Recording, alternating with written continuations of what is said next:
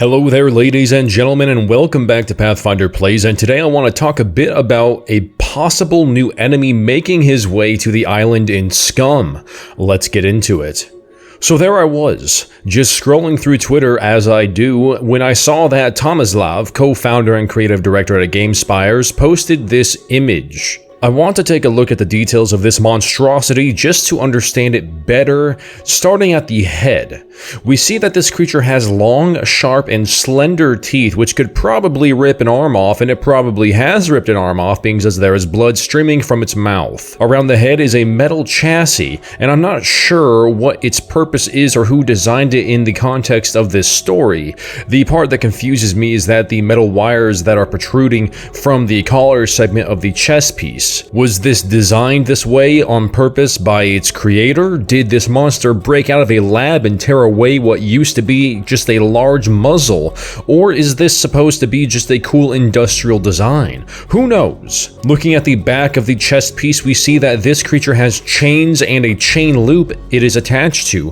One chain loop is broken, however, and that makes me think that this thing was being moved via a lift or airdropped onto the island via helicopter, and the metal hoop simply snapped under the weight. Below that, located dead center on his back, is what appears to be a glass vial or container with a substance in it. One could assume it's blood, as the tube is reddish in color and there is a tube that goes inside its body, but as we will see, this creature is not fully organic, but rather mechanic as well. Looking at this creature's shoulders, the skin is stapled on, but just barely. This hints that the construction of this creature was stopped abruptly. The mechs created by T1 are killing machines and are made with flawless design. I can't imagine that the standards for construction would be lower for this next killing machine. Something must have gone wrong. We can see a tube is running just under the surface of the skin, and as we looked at the rear of the arm, it starts around the rear deltoid. This may be the same tube that originally entered the creature's back from the vial I mentioned earlier. Going back to the front and following the tube, it resurfaces briefly just to submerge again into the base of what appears to be a built-in flamethrower. The skin around this device is stapled, wrinkled, and stretched in parts to the max. This portion of the monster, and maybe the whole thing, is a mech as well. The fact that the tube from the rear vial is leading to this flamethrower leads me to believe that it is just fuel for this weapon and not blood of some kind.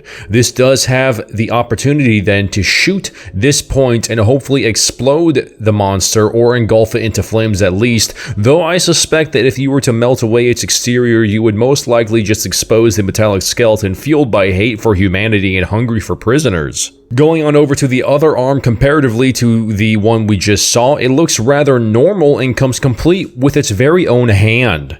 But this is where the normalcy stops. The hand is gripping a massive shield that is strapped to the forearm of this massive creature by a thick chain.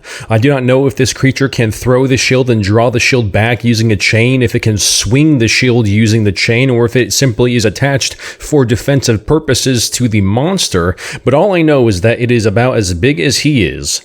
Moving to the torso, we see that the creature's belly is stapled together down the center, up and down, much like the shoulder is. The skin appears to be rotten, no hinting at any blood flow or livable organs to sustain a natural complexion.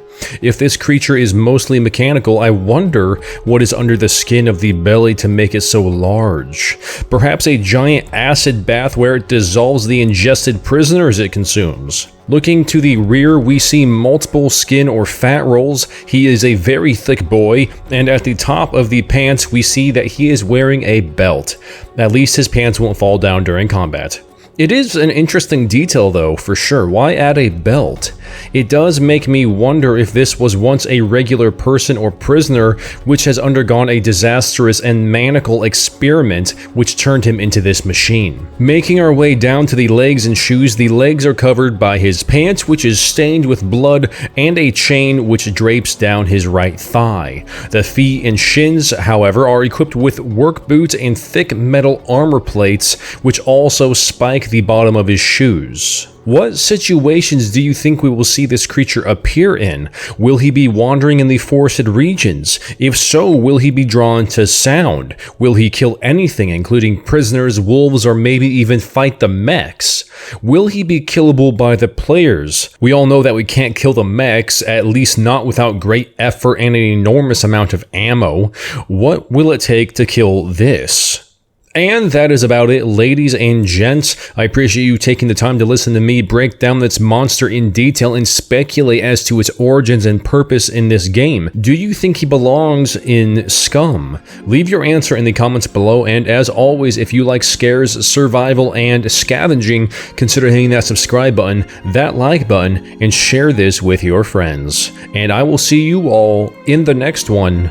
Path out.